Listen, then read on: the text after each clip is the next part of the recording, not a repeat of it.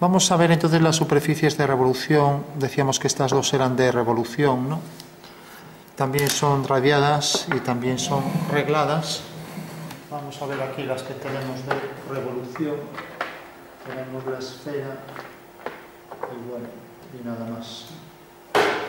Aquí tenemos estas tres, ¿no? Entonces, si nos fijamos, si cogemos una de estas, por ejemplo, el cono, ¿cómo se engendra? Pues cogemos una línea en este papel y otra línea que la corte, o sea que son en realidad secantes, ¿no? Y giro en torno a este eje, esta línea que tengo la giro, ¿no? Y al girarla pues va a pasar esto, o sea, fijaros que la corta son las dos coplanarias, o sea, pasan por el mismo plano, y giro el bolígrafo, ¿vale? En el momento en que giro el bolígrafo, entonces ya se genera la superficie cónica, lo veis, ¿no? Vale. ¿Qué pasa? Tienen que estar en el mismo plano, porque si yo cojo esta recta así y la giro, ¿os acordáis qué figura salía? El hiperboloide de una hoja, ¿no? O sea que si en realidad las líneas se cruzan, o sea, no están en el mismo plano, entonces salía la figura que representamos el otro día, que era esta, el hiperboloide de una hoja, ¿no? Y aquí vemos que efectivamente esta línea que gira siempre, en realidad no corta al eje, ¿vale? Entonces ahí saldría esa figura que tiene en el contorno dos ramas de una misma hipérbola, ¿vale? Y que decíamos que era reglada, ¿no? Porque se podía hacer también con líneas rectas. También es una superficie de revolución, igual que estas, ¿no? Pero bueno, si cogemos esta sencilla, giramos el eje y nos provoca aquí el cono, ¿vale? Todo el mundo lo ve, ¿vale? Tenemos entonces, esa generatriz se va desenvolviendo en su giro, generando esa superficie. Si yo, por ejemplo, cojo un eje y cojo una línea paralela y giro el eje, ¿qué figura saldrá? Un cilindro, ¿no? Porque aquí sale el cilindro, esta línea se va desplazando de forma circular en torno al eje y esas son las generatrices, ¿vale? O sea que ya sabemos cómo generar superficies de revolución. Por ejemplo, si cojo una parábola y cojo su eje focal y giro la mitad de la parábola en torno a ese eje focal, ¿alguien sabe la figura que saldría? Es el faro de un coche. Pues un paraboloide. De parábola es en realidad la antena parabólica. Lo que pasa es que es un trozo aquí que es más abierto. Todas las parábolas son iguales, ¿no? Pero si cojo esta esquina, este casquete parabólico, pues entonces sale la antena parabólica. ¿Y por qué todas las antenas son parabólicas y todos los coches tienen faros parabólicos? Porque tiene una propiedad, que si cogemos el foco y sacamos de aquí un rayo de luz, aquí es donde va la bombilla, y hacemos aquí la perpendicular, pues aquí sale una línea en paralelo al eje focal, de manera que este ángulo es igual que este, ¿no? Esta es la normal y esta es la tangente a la curva. Eso quiere decir que todos los rayos salen en paralelo, o sea que donde dé la luz del espejo parabólico, siempre van a salir siguiendo esta dirección. Por tanto, el faro de un coche será tal que siempre alumbra hacia adelante, ¿no? Porque si cogiéramos un faro elíptico, tenemos los dos focos de la elipse, de repente sale de aquí la luz e iría hacia el otro foco, ¿no? Vale. Si la superficie es elíptica, ¿no? Entonces, para que no pase esto y salgan todos rectos, entonces cogemos una parábola, ¿vale? Bueno, tenemos otra superficie de revolución que es la parábola. Si cojo un tramo hiperbólico, una rama hiperbólica, pues también la revolución será un hiperboloide de dos hojas, porque aquí hay otra rama, ¿no? Bueno, si cojo una semielipse, la mitad de la elipse la giro en torno al eje mayor y sale un elipsoide, o sea, será algo parecido a un bocata, ¿no? Bueno. O sea que siempre puedo coger figuras e incluso inventarlas. Por ejemplo, una parábola. Si en vez de hacer el eje focal, hago esto, cojo la parábola y de repente digo, bueno, pues la voy a girar en torno a este eje, una línea secante. Entonces, claro, al hacer una revolución de la parábola, fijaros que aquí sale otra parábola.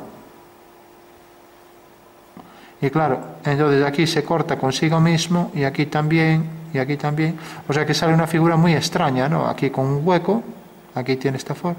Claro, esto, como es difícil de ver, lo mejor es hacerlo con AutoCAD. A AutoCAD le damos la orden 3 de array y decimos, haz un giro de 50 parábolas. Entonces, prácticamente con esta orden 3 de array nos genera ya este volumen.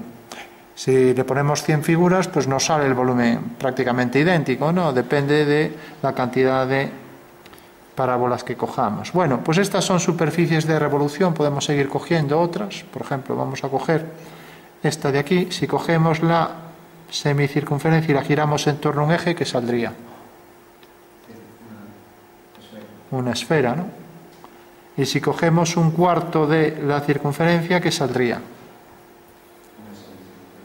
Una semiesfera, ¿no? Ya que es en realidad un cuarto. O sea que de esta forma podemos ir obteniendo pues todas las superficies de revolución. Bueno, fijaros que una primera propiedad de estas superficies es que si cortamos cualquier superficie por un plano ortogonal al eje, pues tenemos aquí una forma circular, ¿vale? De acuerdo, se ve, ¿no? Siempre en todas las superficies de revolución pasa eso. O sea, todas las secciones ortogonales al eje son circunferencia. Si cogemos aquí un plano que pase por el eje y cortamos la figura, pues me va a detectar aquí las generatrices, una y otra. ¿Se entiende eso, no? Vale. Y estos son los meridianos de la figura. Entonces, en este caso será una recta, en este caso será una rama hiperbólica, ¿no? En este caso será un tramo parabólico. En fin, que siempre me va a generar la generatriz que engendra esa superficie, ¿vale? Y en el caso del cono, pues un plano que pase por el eje y que corta el cono, pues corta según dos líneas que pasan por un punto. Vale. Bueno, todo el mundo lo ve, ¿no? De acuerdo. Bueno, pues hecha esta introducción a los tipos de superficies, entonces ya podemos definir dos características de estas superficies. Primero, vamos a dibujar la esfera para hacernos una idea, ya que en la esfera es más familiar lo que vamos a contar. Tenemos la esfera y tenemos una sección, por ejemplo, horizontal, circunferencia máxima, pasa por el centro, es el ecuador. ¿Alguien sabe cómo se llama una circunferencia máxima sección de la esfera? ¿Qué nombre tiene? Que es la distancia más corta entre dos puntos. Pero lógicamente la distancia entre dos puntos de la esfera, si hago esta circunferencia, esto no es lo más corto. Lo más corto sería hacer una circunferencia que pasa por esos puntos y que pasa por el centro, ¿vale? Bueno, pues eso se llama geodésica, ¿vale? Entonces tenemos en las esferas todas las secciones ortogonales, decíamos que eran circunferencias, todo el mundo lo ve, ¿sí? ¿Alguien sabe cómo se llaman en la esfera terrestre estas circunferencias paralelas al ecuador? Bueno, son paralelos, ¿vale? O sea que siempre tendremos aquí los paralelos para cualquier superficie de revolución, siempre y cuando cojamos planos ortogonales al eje, ¿vale? Y luego tenemos las secciones de los planos que pasan por este eje, ¿no? ¿Y cómo se llamarían entonces estas curvas de sección, que son las secciones paralelas, ¿no? En la esfera terrestre se llaman meridianos, ¿vale? Bueno, pues en las superficies de revolución también, esos van a ser los meridianos. Por ejemplo, si cogemos esta figura, los meridianos van a ser estos, ¿no? Y por último, ya que tenemos esta superficie, fijaros que la forma más estrecha de la superficie es lo que llamamos circunferencia de garganta, ¿vale? Entonces ya sabemos nombrar las distintas partes de una superficie de revolución. Entonces, si tengo una figura como esta, fijaros que esto es el enlace de una esfera, y esta figura, ¿sabéis cómo se llama? Para generar esta vasija. Tenemos la esfera, esta curva, enlazada con la esfera y luego cortado. Le quitamos un casquete a la esfera y nos queda entonces esta vasija, ¿vale? Es una superficie también de revolución, ¿vale? ¿Lo veis, no? Tenemos el eje de revolución y tenemos que, si giramos ese par de circunferencias en torno a un eje, nos genera la superficie, ¿vale? Ahí la tenemos, ¿no? Recordad también que esta circunferencia y esta otra son tangentes y por lo tanto los centros estaban alineados, ¿os acordáis? Con el punto de tangencia, ¿vale? ¿Os acordáis de ese ejercicio de tangencia? Bueno, pues esto es cuando generamos esta forma de revolución. El nombre, ¿alguien se acuerda? Bueno, es una superficie llamada Escocia, ¿vale? Aquí tenemos un meridiano, otro meridiano, etcétera, ¿vale?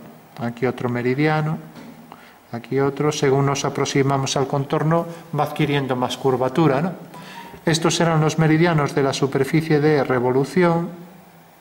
Y estos serán los paralelos. Esta es la circunferencia de garganta, la más estrecha, y estas secciones horizontales en la superficie de revolución serán paralelos. ¿Vale? Bueno, por último, si quiero hacer una tangente a la superficie, un plano tangente, por ejemplo, pues entonces a esta curva hago la tangente, la recta tangente, y a este paralelo hago la recta tangente. Esas dos líneas que se cortan definen el plano tangente a la superficie. ¿Vale? Es la forma de dibujarlo. ¿De acuerdo? Bueno, ya sabemos cómo hacer planos tangentes, cómo nombrar las distintas partes, los meridianos y los paralelos, y nos quedaría un detalle. ¿Vale? Bueno, y tenemos, es el siguiente, tenemos esa superficie de revolución, y con esto ya aprendemos una cosa genérica para cualquier superficie.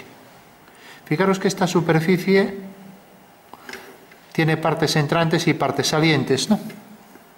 Por ejemplo, esta es una parte saliente, convexa, esta es una parte cóncava, ¿no?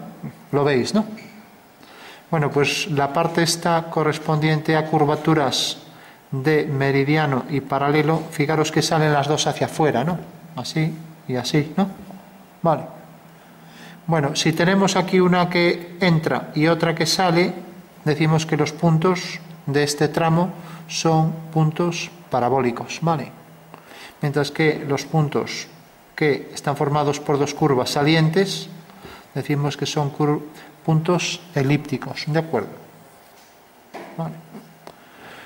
Bueno, y en el cambio de curvatura, esta línea de tangencia, ahí tendríamos los puntos parabólicos, que no es ni una cosa ni es otra, ¿vale? Bueno, pues en toda superficie vamos a encontrar siempre esos tres tipos de puntos. Bueno, hecha esta introducción, pasamos a dibujar alguna figura con alguna sección o plano tangente, ¿de acuerdo?